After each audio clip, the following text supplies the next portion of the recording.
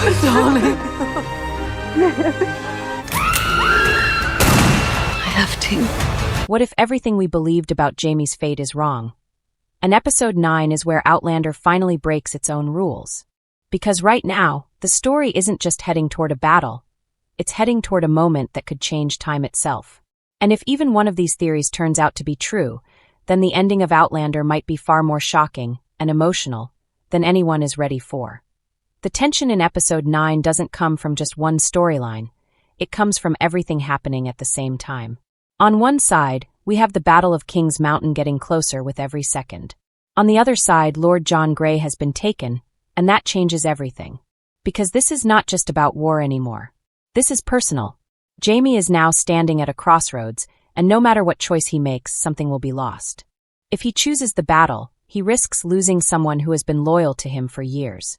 But if he goes after Lord John, he risks turning his back on everything he has been fighting for. And the most interesting part is, Jaime already knows this. We've seen him in situations like this before. He always carries the weight of responsibility. He always puts others before himself. But this time feels different. This time, it feels like the story is pushing him towards something unavoidable. Something final. At the same time, William's role is becoming more important than ever. His relationship with Jaime has always been complicated, filled with anger, confusion, and distance. But now, after everything that has happened, there is a shift.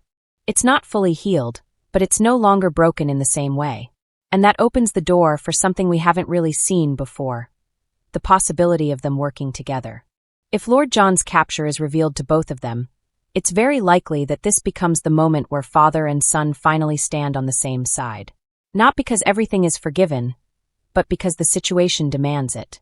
And sometimes in stories like this, it's not love that brings people together. It's urgency. And if they do go on a rescue mission, it won't just be about saving Lord John. It will be about proving something. William proving that he understands loyalty. Jaime proving that he won't abandon the people who stood by him. And together, they could finally form the kind of bond that has been missing for so long. But here's where things start to feel unpredictable. Because while all of this is happening, Claire is once again caught between logic and something she cannot fully explain. We've already seen hints of abilities that go beyond normal understanding. The blue light. The moments that don't follow the natural order of things. And episode 9 feels like the point where those elements might stop being subtle and start becoming central to the story. Mr. Whittaker's return is not just a small detail. It means something. When a character comes back after being connected to something as unnatural as bringing life back, it usually signals that the story is about to explore those consequences. And that raises a very serious question. Has something already been changed? Because if Claire has already interfered with the natural flow of time once, then what's stopping it from happening again? And this is where the Battle of King's Mountain becomes more than just a historical event. It becomes a turning point, not just for the characters but for the rules of the story itself. If Jaime is meant to die there, as history suggests, then any attempt to save him would come at a cost. A cost we may not fully understand yet. So now, episode 9 is no longer just building toward action. It's building toward a decision that could break everything we think we know about this world. And the most powerful part is, none of the characters fully realize it yet. Everything starts to feel heavier as episode 9 moves forward, because now the story is no longer just about survival, it's about consequences. Every choice made by Jaime, Claire, and William feels like it is pulling them closer to a point of no return. And the closer they get to the Battle of King's Mountain, the clearer it becomes that this is not just another conflict in the long history of Outlander. It feels like a turning point that cannot be reversed. Jaime's decision-making has always been driven by duty, but this time duty is splitting into two directions. One path leads him toward war, toward the responsibility of Fraser's Ridge and the men who depend on him. The other path leads him toward something far more personal, saving Lord John Grey. And what makes this even more intense is the realization that Lord John is not just an ally. He is someone deeply tied to Jaime's past, his secrets, and his emotional history. Losing him would not just be a strategic failure, it would be a personal wound. William's involvement in this situation adds another layer of tension. His anger has always been the barrier between him and Jaime. But anger is starting to lose its strength.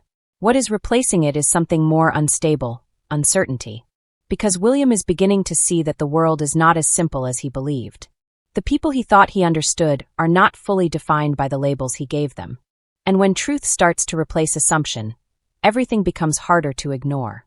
If Jaime and William do move together to rescue Lord John Grey, it will not be a smooth alliance. It will be messy, emotional, and full of hesitation. But that is exactly what makes it powerful. They are not coming together as a perfect family. They are coming together as people forced into the same direction by circumstances they cannot control.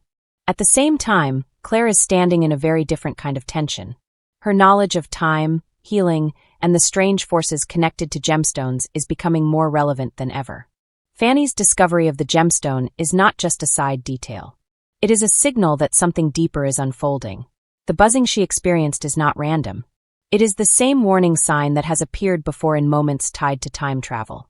And that means Fanny is now directly connected to the same dangerous possibilities that Claire has been dealing with for years. The danger here is not just where Fanny might go, it's what she might change. Because someone inexperienced with time travel is far more dangerous than someone who understands it. One wrong decision, one uncontrolled jump, and she could end up in a timeline where she was never meant to exist. Or worse, she could cross paths with people from completely different eras, creating consequences no one can predict. This is where the connection between the main story and the spin-off idea becomes more than theory. If the world of Blood of My Blood is truly connected through time events, then even a small mistake in this timeline could ripple into another. That means Fanny's gemstone is not just a personal discovery, it is a potential bridge between entire stories. And then there is Mr. Whittaker again. His return is not random. In storytelling, when someone comes back after an unusual event, it often means the event itself was not finished. Claire's interference with life and death has already blurred boundaries that should not be crossed. So his presence feels like a reminder that time is no longer stable in the way it used to be. Meanwhile, the political pressure around the battle continues to grow. Jaime is being pulled by forces bigger than himself. Benjamin Cleveland's involvement creates a sense that war is no longer optional. It is being pushed forward by leaders who see conflict as inevitable. And Jaime, once again, is placed in the middle of something he did not fully choose. This is what makes Episode 9 feel so dangerous. It is not one problem unfolding, it is multiple crises stacking on top of each other. A kidnapped ally, a coming battle, unstable time travel elements, and fractured relationships all colliding at once. And the worst part is, every solution seems to come with a price. At this point in the story, it feels like everything is quietly moving toward one final moment that no one can avoid. The closer we get to the Battle of King's Mountain, the more the world of Outlander feels like it is holding its breath. Because this is no longer just a historical conflict being retold through fiction. It feels like a final test for every character who has survived this far. The rescue mission for Lord John Grey becomes the emotional center of everything. If Jaime and William truly move together to save him, then this is where their relationship will either break completely or begin to heal in a way no one expected. There is no middle ground left. Either trust is built under pressure, or the distance between them becomes permanent. And what makes it even more intense is that Lord John himself is not just a victim in this situation. He is a key connection between past decisions, hidden truths, and emotional debts that have never fully been paid. If they succeed in saving him, the consequences will still not end there. Because survival in this story always comes with responsibility. And if Lord John owes Jaime a life debt after this, it could directly influence the battle. That means one rescue could decide the outcome of an entire war. It is the kind of chain reaction this series has always built carefully, where one emotional decision changes everything that follows. But while human conflict reaches its peak, something much more uncertain is also building in the background. Claire's connection to time, healing, and unnatural intervention is no longer just a side idea. It is slowly becoming part of the foundation of the ending. The idea that someone could cross the boundary between life and death using the blue light changes everything we thought we understood about the rules of this world. Because once that boundary is crossed even once, it is never fully closed again. This is where the emotional weight of Jaime's possible fate becomes unavoidable. If history is truly pointing toward his death at King's Mountain, then the story is now facing its most important question. Is fate fixed, or can it be changed? And if it can be changed, what does that cost? Because every attempt to break history has already shown consequences in this universe. Nothing comes without balance. The idea that Jaime might see people from his past before anything happens adds another layer of emotional intensity. These moments are not just nostalgia. They represent closure. A final reflection of a life filled with battles, love, sacrifice, and loss. Whether these visions are real, symbolic, or something between life and death, they serve one purpose: to show how far his journey has come. At the same time, the connection to Blood of My Blood begins to feel less like speculation and more like a structural link between timelines. If time travel errors or gemstone misuse create overlap between worlds, then characters from different timelines meeting is no longer impossible. It becomes a logical consequence of instability. That means even small actions in this finale could ripple outward into another story entirely. Fanny's role in particular becomes very important here. If she truly follows the gemstone's pull, she is not just searching for her mother anymore. She could be stepping into a timeline where she does not belong, carrying information that was never meant to cross over. And in a story built on time travel rules that are already fragile, that kind of movement can change everything.